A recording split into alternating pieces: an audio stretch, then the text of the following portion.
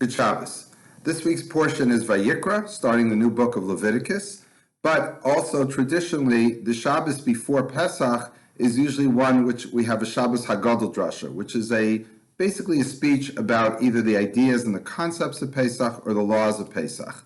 And since a lot of the time is focused on the laws of Pesach, even though next week is actually the Shabbos right before Pesach, since there's not any time from Shabbos till Pesach starts to do any preparations, the custom is to talk about the laws of Pesach the week before, which would be this week. So I'm just going to give a short summary of some of the laws of Pesach, and of course there's much information online that you can get, whether it's the OU, the Star K, the CRC, the COR.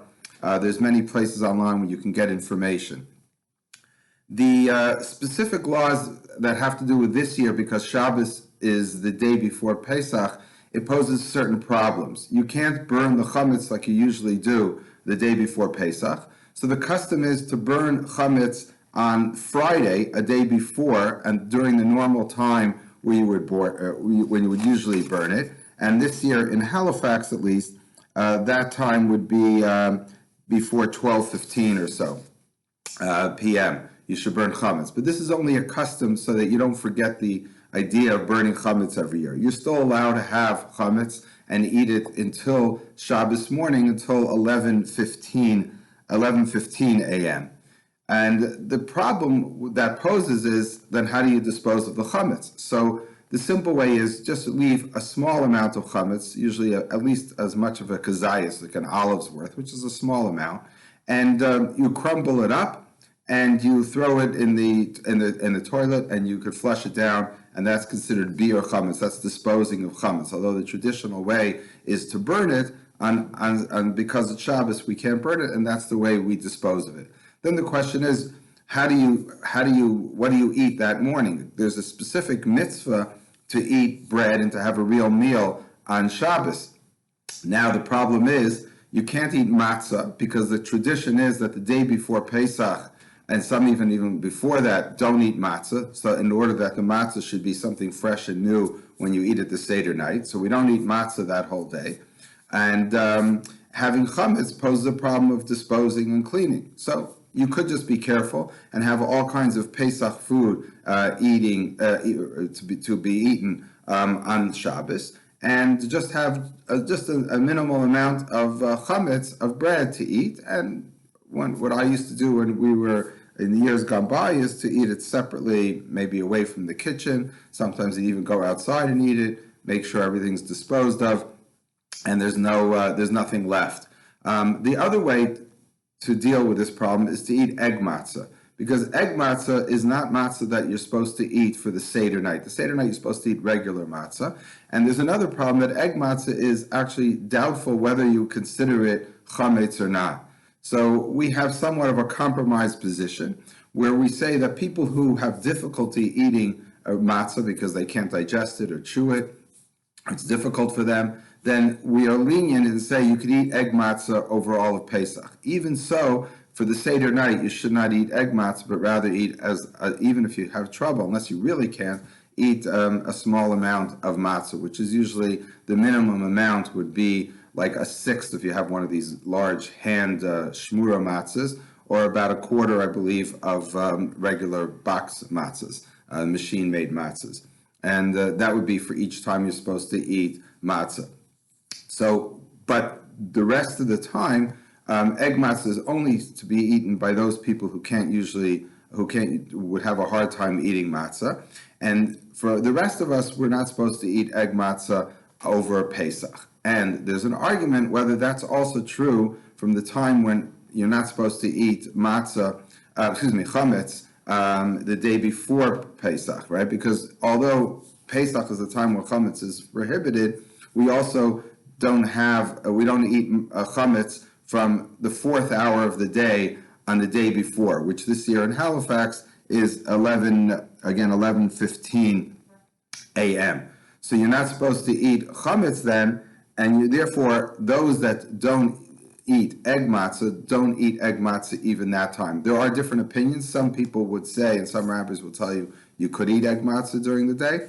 but many people have the custom to be stringent and not to eat egg matzah. So therefore, if you're going to eat egg matzah, you should eat egg matzah before 11:15 a.m. And therefore, this year, for example, we're going to change our regular davening schedule that we daven early Shabbos morning, give everyone enough time to go home and have, whether it's chametz or egg matzah, and finish it before that time. And then the disposal of the chametz in the flushing down the toilet should be done before 12:17.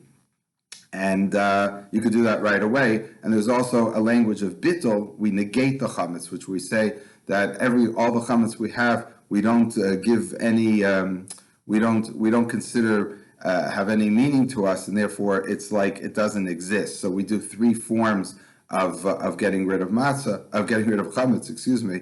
Right? We sell the chametz, we do bittul, we negate it, and we burn whatever it is. And in times gone by, people didn't have any chametz in their house, and some people still have that tradition not to have any real chametz in their house over Pesach.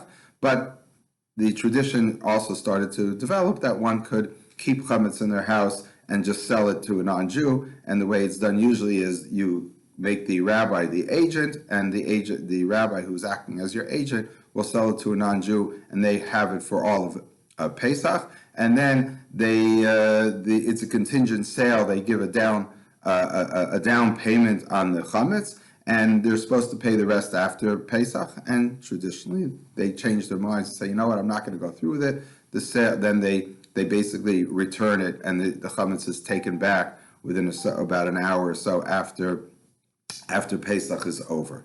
So that's those are special laws for this year of being Erev Pesach, the day before Pesach, being Shabbos.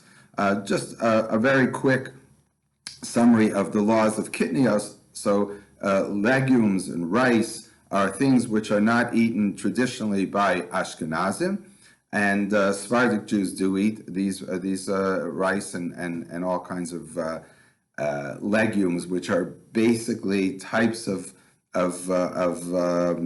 vegetables that could be ground into some kind of flour and might look like bread. So there's a list. Again, if you go online, you'll see a long list. But typically it's all types of mustard and all types of other types of beans and these types of things, I'm sorry, I'm forgetting all the details of the list, but if you go online, you could see a list. There are some things which are debated, and the basic idea is that there was a custom developed probably about 600 years ago not to eat these types of products in Ashkenazi countries. And the question is, what about products which are you could make into a grain, and therefore they could look like it's flour, and they could look like flour and be mixed up with chametz, but they didn't have the custom because those products didn't exist. So, for example, peanuts was hotly disputed or many years ago, and most of the kosher supervisory agencies don't give a hechsher, don't supervise peanuts or peanut oil.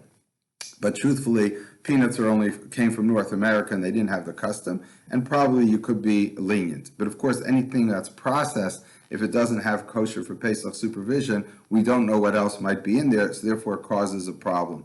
So when you're talking about peanut oil, but the peanuts you might be able to eat. The other types of products, products that are disputed, and some people are more stringent and other people are lenient. I'll just give you a quick list of them. Is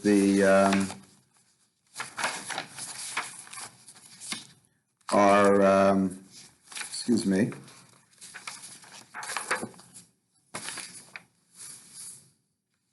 Oh, here they are.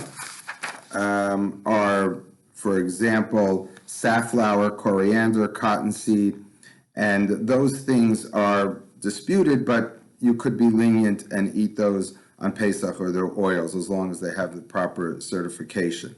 Some of them, again, there's an information list that I've given out. Some of them might need a kosher for Pesach certification because you're afraid that, again, they're processed and maybe some other ingredient that might be chametz entered into it. Quinoa was a very big debate in years gone by, and the consensus seemed to be developing that quinoa is not a problem also, because quinoa, again, is a North American or American, I think comes from South America, grain, or it's really not even a grain. It's a it's more of a I forgot what it's called, but it's not a grain, and therefore it's probably okay. The problem is sometimes it might be shipped or put in bags in South America where there's also grain, and therefore it's better that it should have a kosher for Pesach supervision. I don't know if that's available in Halifax, but it's available in other places. Or possibly what you could do is just look through the quinoa and make sure that it doesn't look like there's anything else in there other than the quinoa. Very quickly, I'm just going to talk about koshering different types of surfaces for Pesach, and simply anything which is metal or stone could be kosher, and therefore the way to kosher it is depends. If you have vessels, let's say like pots and pans, you don't use something for 24 hours before, and then you fill up, let's say, the pot up to the top with water, and you have it come to a rolling boil, and when it boils over, that pot is kosher. And then you also could put anything like spoons or knives or whatever it is inside the pot. You could do that even without koshering the pot. As long as it comes to a rolling boil, you put it in, and you try to take it out as soon as possible or cool it down. Of course, being safe to make sure you don't burn yourself. But again, all those things shouldn't be used for 24 hours before. There's a question whether people do kosher plastics, and many rabbis will tell you that you don't kosher plastic, but there are opinions, and I feel you could be lenient to kosher plastic utensils also, ones that if you put into boiling water will not get ruined. And therefore a countertop, if it's granite or any type of stone, you just pour hot boiling water over all the surfaces. And even if it's a counter like Formica or any type of counter which is plastic or of plastics, you could pour the hot boiling water over it and it will be kosher. The same should be done with a sink, especially a metal sink. You pour hot boiling water after it hasn't been used with really hot water for the last 24 hours, and that's kosher. If it's an enamel sink, things which are enamel, any type of earthenware or enamel cannot be kosher, like cement or anything like that, and therefore that poses a problem. You'd have to put an insert into the sink. Stoves, I'll just go very quickly. Stove tops are very simple. You burn the stove top. You let the element go on for a few minutes until it's red hot, and the space in between either your cover, or I believe that you could just pour boiling hot water over that also. And therefore that's the same thing with a glass stove top. You just put the burners on for about 5 minutes till it's red hot for a while, and then afterwards you pour boiling water over the other surfaces. An oven which is not self-clean, you should not use for 24 hours. Clean it with a oven cleaner and then put it on a highest setting for about 2 hours. If it's a self-cleaning oven, all you have to do is put it through a self-cleaning cycle, and you don't even have to wait 24 hours before. Because the basic rule is if you're burning it with literally fire, you don't have to wait 24 hours before. But if you're only heating it up or using hot boiling water, you have to wait 24 hours before its last use. Those are just some of the laws. The laws are much more complicated than I've suggested here. And anytime you could check a lot of information online, or call your local rabbi, and he would give you hopefully the answers to your questions. Good Shabbos.